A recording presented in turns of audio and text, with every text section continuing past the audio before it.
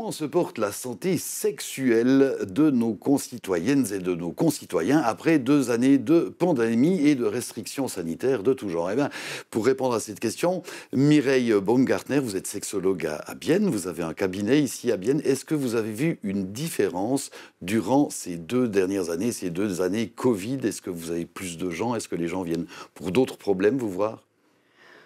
Alors, je ne pense pas que la santé sexuelle a été impactée par la pandémie directement. Par contre, je pense qu'on est dans un mouvement sociétal où la santé sexuelle change rapidement et que ça, bien sûr, ça a des répercussions sur certaines demandes dans la consultation. Quel changement sociétal? Euh, le bien vivre ensemble, le respect des différences, la multiplicité des comportements. La non-binarité sont des nouvelles notions qui sont mises en avant aujourd'hui et c'est des changements rapides, donc parfois ça mène à une certaine désorientation, une insécurité pour certaines personnes.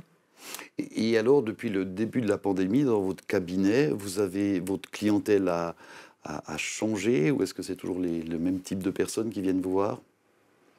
Alors je peux pas, dans mon cabinet, je vois pas d'énormes changements. Il y a eu une diminution des demandes en 21, dans beaucoup de cabinets indépendants comme ça s'est vérifié. Et puis en ce moment, je ne chôme pas, mais je pense que les demandes sont assez pareilles. Et on vient vous voir pour quel type de problème? Alors il y a les choses récurrentes, enfin, qui sont souvent demandées chez les hommes. Tous les problèmes d'éjaculation rapide ou précoce, un peu plus des problèmes d'éjaculation retardée, c'est-à-dire des hommes qui ont de plus en plus de peine à aller jusqu'à l'éjaculation. Il y a beaucoup de troubles érectiles qui mènent à beaucoup de désarroi chez les hommes et au couple. Le manque de désir, ceci aussi bien chez les hommes que les femmes. Et puis chez les femmes, tout ce qui est douleur, difficulté à la pénétration, difficulté à arriver jusqu'à l'orgasme et difficulté à ressentir du plaisir sexuel aussi. Donc, c'est des choses assez courantes qu'on voit. Et la plupart de vos clients sont des couples ou bien c'est des individus qui viennent de manière autonome? Alors, c'est quelque chose qui a évolué il y a 15 ans. J'avais pratiquement que des individuels. Et puis, de plus en plus, les gens viennent en couple parce que c'est en fait, quelque part, une difficulté sexuelle amène une détresse de couple, une mauvaise compréhension aussi de qu'est-ce qui se passe, une frustration de la part, des fois, du ou de la partenaire. Donc, les gens viennent souvent en couple et quelque part, on peut aussi travailler d'abord en couple et puis quand c'est spécifiquement une difficulté sexologique comme l'éjaculation rapide, alors là, c'est un cursus qu'on fait individuellement, mais c'est extrêmement important que l'épouse ou le partenaire comprenne ce qui se passe, parce que ça change un peu la manière de respirer, d'être conscient de son corps, etc. Donc si il y a une bonne compréhension dans le couple, on aura de meilleurs résultats que si on travaille seulement individuellement. Ce qui fait que, pour répondre... j'ai de plus en plus des demandes en couple, mais je fais mon travail de sexologue de façon individuelle. D'accord, oui. Et voilà, tout est lié. Parlons un peu d'amour quand même aussi. Si un couple vient vous voir, vous êtes un peu consultante de couple aussi, parce que je suppose que les problèmes sexuels sont parfois juste la pointe d'un iceberg de problèmes relationnels. Oui, quand un couple me consulte, ils ont souvent une détresse émotionnelle. Le problème, c'est que si, par exemple, un des deux n'a plus de désir et qu'il n'y a plus de relation sexuelle, ça met beaucoup de souffrance. Celui qui a plus de désir se sent coupable, parce que ça met en péril le couple, si ça dure depuis des mois. Et puis l'autre personne est très frustrée, ne comprend pas pourquoi il n'y a plus de désir et des fois se demande s'il y a encore de l'amour. Parce que est-ce que si tu ne me désires pas, tu m'aimes encore? Or, quand les gens consultent, on remarque souvent que s'ils souffrent, c'est qu'ils sont très attachés l'un à l'autre et que la consultation va permettre un peu de faire de l'ordre entre qu'est-ce qui est désir, qu'est-ce qui est amour, qu'est-ce qui est sentiment amoureux, et de voir aussi qu'est-ce qui s'est passé dans la vie du couple pour que peu à peu, ça soit distancé, qu'est-ce qui s'est passé. Il y a tellement de choses, les épreuves de la vie, mais aussi les réjouissances. L'arrivée d'un enfant, ça change énormément la dynamique du couple et parfois on ne se rend pas compte que peu à peu les relations sexuelles se distancient et plus on se distancie, plus c'est un peu compliqué de le refaire. On devient un peu plus maladroit, on ne sait pas très bien si c'est comme ça qu'il faut faire. Donc voilà, c'est assez souvent des demandes qu'on vient ici. Ouais. Et pendant cette période de pandémie, en Suisse, on a eu un traitement finalement assez soft avec un semi-confinement, mais quand même tout à coup les gens se sont retrouvés plus souvent, plus longtemps ensemble. Et puis on a entendu plein de gens qui s'inquiétaient sur l'augmentation des violences de couple, des violences familiales. Est-ce que c'est quelque chose que vous avez constaté, vous ? Alors, de mon cabinet, non. Je veux dire que les personnes qui me consultaient pour des problèmes de dérapage, de violence, c'était déjà avant.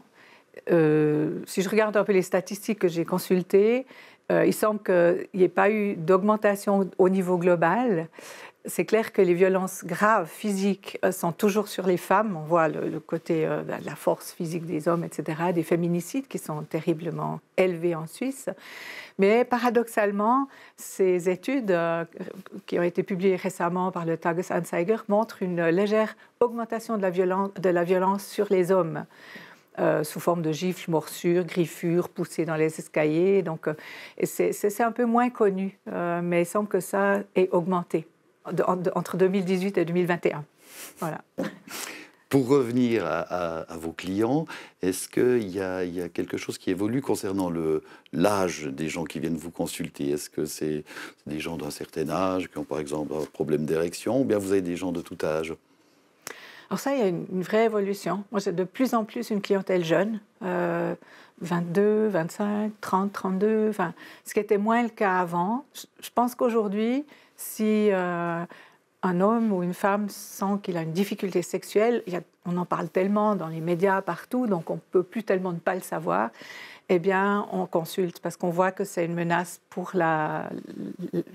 l'équilibre du couple. Donc, oui, j'ai plus de jeunes gens. Ouais.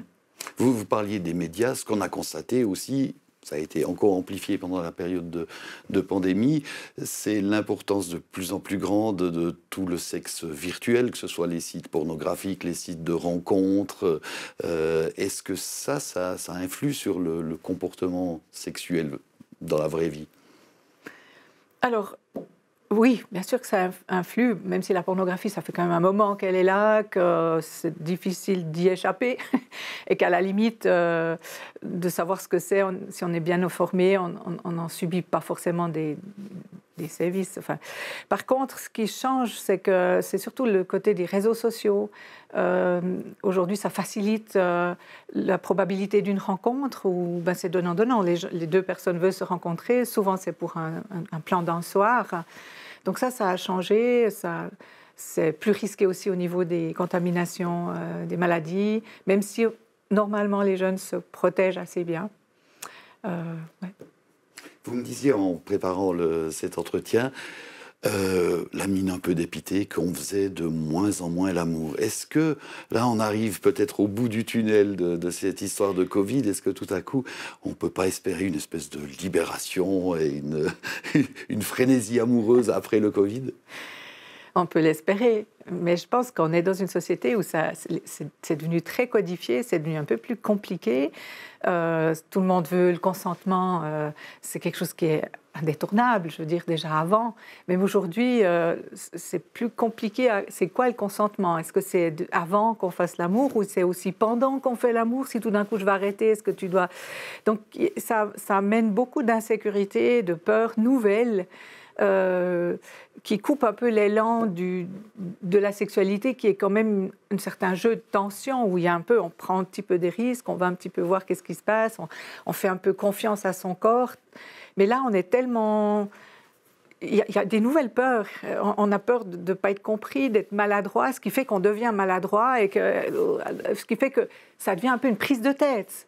C'est moins léger. Après, j'espère que c'est une phase et qu'on va pouvoir se dire, mais zut, finalement, reprenons confiance dans le langage corporel, dans les respirations qu'on entend, dans les petits mots d'amour qu'on peut s'échanger. Voilà, j'espère.